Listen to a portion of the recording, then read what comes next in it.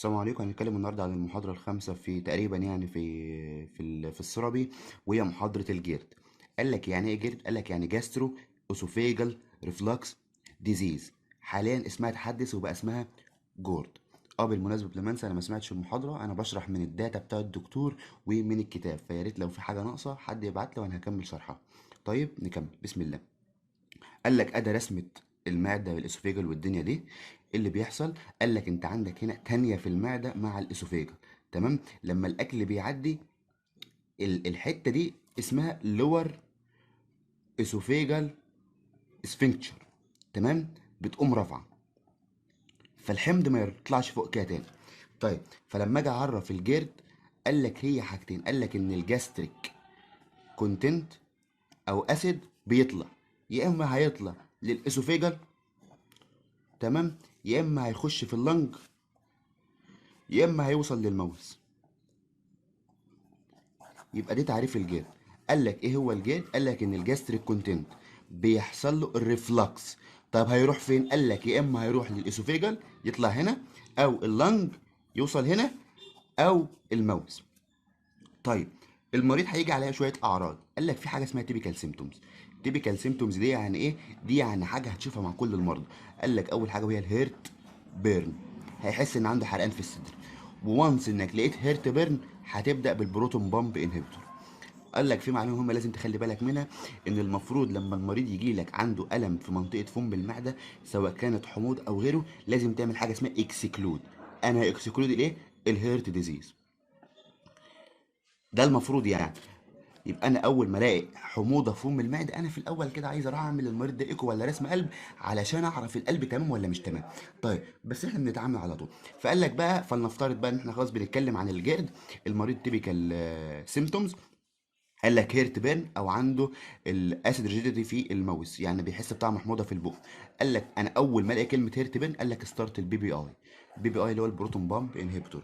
تمام تمام. طيب، في اتيبيكال سيمتومز، اعراض تانية، بس مش لازم يعني تبقى في كل. قال لك كرونيك كف، كرونيك كف او ازمه لايك سيمتومز. طيب ايه هي الكرونيك كاف؟ قال لك يا باشا اصلا ان دلوقتي لما الاسيد يحصل له ريفلكس على اللنج، طب ما كده المريض يبدا يكح، فيجي لك المريض يقول لك انا بكح يا دكتور وحاسس بحموضه وبتاع. فانت ممكن تقوم عاتيله دواء يعمل كاف سبريسن. طب انت وقفت الكحه بس ما عالجتش السبب، فمش هيتعالج. يبقى انت بقى تقوم عاتيله ايه يا كبير؟ هتقوم عاتيله بروتون بامب انهبيتور. عالج الحموضه، الكحه تقف. طيب، ازمه لايك سيمتوم، برضو الرئه بتاعته مليانه بالحمض، فبالتالي هيبقى عنده صعوبه في التنفس. قال لك بقى في حاجه اسمها الارم سيمتومز. الارم سيمتومز ديت يكون عنده صعوبه في البلع الاسفيجيا، او عنده شيست بين. وفي الحالتين دول انا ببدا اعمل اندوسكوبي عشان ادخل كده يا باشا ايه، اشوف الدنيا دي فيها ايه. بس خلي بالك من حاجه، انا في شيست بين مع هيرت بيرن، انا بخاف ان يكون في مشكله في القلب. فانا المفروض لما يبقى في حموضه واحد اتنين، انا جاي لمريض مثلا المستشفى ولا اي حاجه، هعتبر نفسك دكتور يعني زي كده، وهوب داخل لك المستشفى، قال لك يا دكتور انا عندي وجع في الصدر كده مع حموضه او وجع في فم المعده. انا المفروض بديهيا اول حاجه اقول له روح اعمل تعالى من رسم قلب يا كبير، لما ايه، اكسكلود الهيرت بيرن، اكسكلود قصدي الهيرت ديزيز. طيب ما عندوش مشكله في القلب ولا داخل في جلطه ولا في اي حاجه من دي، خلاص كده الحمد لله. ابدا بقى اشتغل ايه؟ بروتون بامب انهبيتور. طيب، يبقى احنا كده اتكلمنا على السيمتومز. طيب انا عايز اعمل دايجنوزس. قال لك هو الدايجنوزس في الغالب بتاع الجير اصلا بيبقى سهل.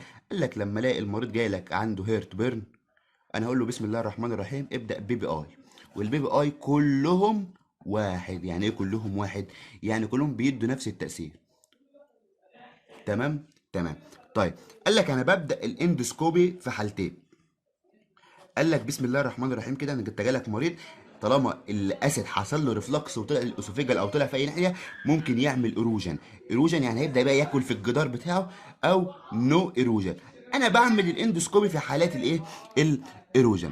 طيب، او لما يكون في الارم سيمتوم. سيبك بقى من الباقي وربنا يسهل. طيب نكمل. قال لك انا هعمل حاجه، انا عايز اعالج بقى التريتمنت. قال لك التريتمنت يا كبير ايه؟ انواع.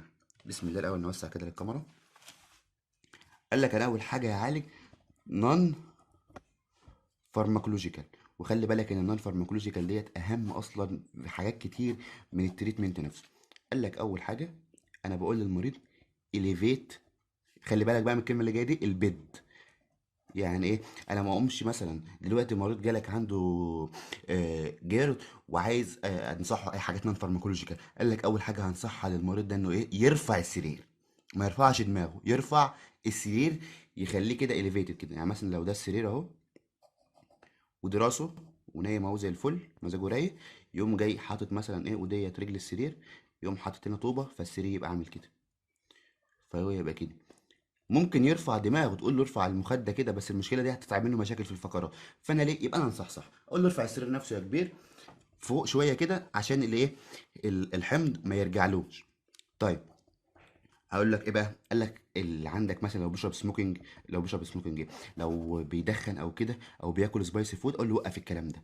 بعد كده لو البادي ماس اندكس بتاعه اعلى من 25، اقول له انزل في الوزن. تمام. تمام. قال لك لو بيلبس تاف كلوزس يعني ملابس ضيقه، اقول له يا عم وسع على نفسك كده، ما ينفعش. ليه؟ لان انت مثلا ادى الواحد اهو، ادى المعده بتاعته زي الفل، هو لابس بتاع ضيق، فهوب الحمض هيرجع تاني. هو اصلا الحمض بيرجع لوحده، فانا كده ايه؟ هزوده. وقال لك شويه بقى يا كبير افويد الميديكيشن اللي هي ممكن تسبب الحاجات ديت، بس بقى مش هنقعد نحفظ في الميديكيشن والكلام ده. قال لك انا هبدا تريتمنت. طيب قال لك انا اول حاجه في خط العلاج بتاعي، قال لك ان مده العلاج اقل حاجه 4 اسابيع. 4 اسابيع دي في الحالات العاديه.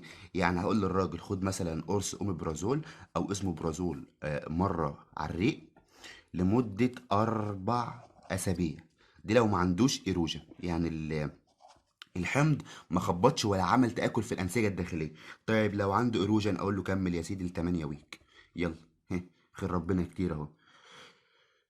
قال لك ليه انا ما بستعملش مثلا ال اتش 2 بلوكر في الغالب؟ يعني قال لك لان الاتش 2 بلوكر بعد فتره بيحصل لها توليرانس، فيعني هي كويسه.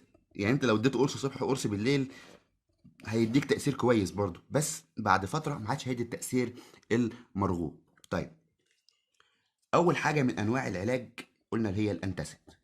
الانتاسيد دي حاجات بتعمل نيوتراليزيشن للمعده. يعني إيه؟ مش بتوقف الحمض ولا بتقلله، لا، انت عندك 2 حمض تطلع 2 القلاين فما تحسش بحموضه.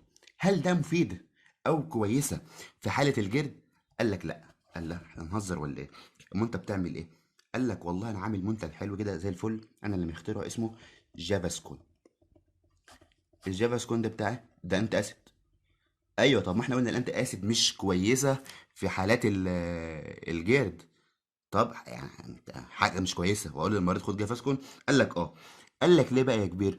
قال لك لان ال الجافاسكون ده يا كبير في ماده اسمها الجينيك اسيد. الجينيك اسيد مع مغنيسيوم والومنيوم. لا ركز لي بقى، ايه الالجينيك اسيد دي وايه المغنيسيوم وايه الالومنيوم؟ قال لك بص، المغنيسيوم والالومنيوم دول انت اسيد. تمام. المغنيسيوم بيعمل اسهال والالومنيوم بيعمل امساك، فقال لك حط ده من ده فده يشيل ده من ده، عن ده يرتاح ده من ده. فقال لك يا باشا خلاص كده انا شلت الاثار الجانبيه من دول اللي هو الاسهال والامساك. طيب انا دلوقتي عدلت حموضه المعده. طيب ماشي، ما الاسيد لسه زياده، ايه المشكله بقى؟ قال لك انت عندك الالنجيك اسيد. الالنجيك اسيد ده بيعمل فيسكس. تمام. لاير. حاجه كده هقول لك ازاي. بص بص، دلوقتي يا سيدي ادى المعده اهي. تمام. ما نفترض يعني، والحمض زايد اهو زايد اهو زايد اهو. فانت لما تاخد انتاسيد من فوق هيبدا يعادل، يعني مش هيخليك تحس بالحموضه، بس الحموضه موجوده، يعني الاتش سي ال عالي.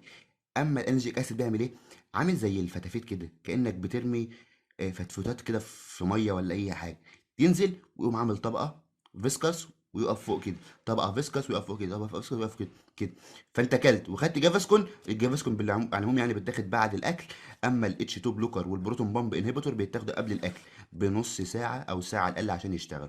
تمام. سيبك من المعلومه ديت غريبة شوية بس أنا مش عارفها، المهم يعني. آه عمل طبقة كده فبالتالي قفل السفنكتشر اللي موجود هنا، فكده يا كبير الأسيد وقف. قال لك انا ممكن اعالج ببروتون بامب انهبيتور. البروتون بامب انهبيتور، بص، عشان ما نقعدش، خدها قاعده بقى. اي دواء او اي ماده بتنتهي بكلمه برازول ديت بروتون بامب انهبيتور، ما عدا هما اتنين لسه اكتشفهم من شويه كده، الاري بيبرازول، وده معروف، وامبارح لسه عارف ان في ماده اسمها بريكسي بيبرازول. يبقى ما عدا المادتين دول، يبقى اي ماده بتنتهي ببرازول هي بروتون بامب انهبيتور، ما عدا الاري بيبرازول، والماده اللي لسه مكتشفها امبارح بريكسي بيبرازول. قال لك نرجع تاني، فانتاسيد، احنا قلنا قصدي الاتش 2 بلوكر، بس قلنا احنا بنخاف من الاتش 2 بلوكر او مش بنستخدمها كتير لانها بتعمل ايه يا كبير؟ بتعمل توليرانس. يعني ايه؟ يعني بعد فتره الجسم هياخد عليها يقول لك ايه؟ إيه يعني انت بتعمل ايه؟ مع السلامه. قال لك في حاجه، كان موجود سايمتيدين، وديت البدايه، بس قال لك السايمتيدين ده قالوا له مع السلامه، ما عادش موجود اصلا. كان في رانتيدين، والرانتيدين ده برضه قال لك ده بيعمل شويه سرطانات، فقالوا له مع السلامه. ما عادش قدامك غير الفاموتيدين. الفاموتيدين ده هتلاقيها موجوده في الفاموتاك او فلاموتين بتركيز 20 وتركيز 40، وفي الحالتين بتاخد قرصين في اليوم، واحد على الريق وواحد قبل العشاء، عشان يغطي اليوم كله. طيب. طيب. آه قال لك ان المفروض ان لو في واحد كبير، يعني كبير في السن وعنده جلد، انا المفروض ببدا ببروتون بامب انهبيتور على طول، احسن من الاتش 2 بلوكر. الريفراكتوري قال لك انا المفروض اعمل بقى اندوسكوبي والكلام ده، عشان اشوف المشاكل اللي بتحصل من الجلد والدنيا دي. قال لك اقول لك شويه اسامي للبي بي اي. احنا قلنا اي ماده بتنتهي بكلمه برازول او مقطع برازول دي بروتون بامب انهبيتور، ما عدا الاريبيبرازول، دي كانت القاعده متعارف عليها. امبارح في الصيدليه وانا ببص على دواء لقيته مكتوب عليه بريكسي بيبرازول، ودي انتي سايكاتريك برضو، الاتنين دول انتي سايكوزيس. آه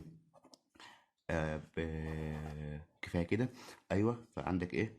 اومي برازول، لانسوبرازول، ازموبرازول، بانتوبرازول، ديكسالانسوبرازول، لانسوبرازول، رابيبرازول، وخلصوا.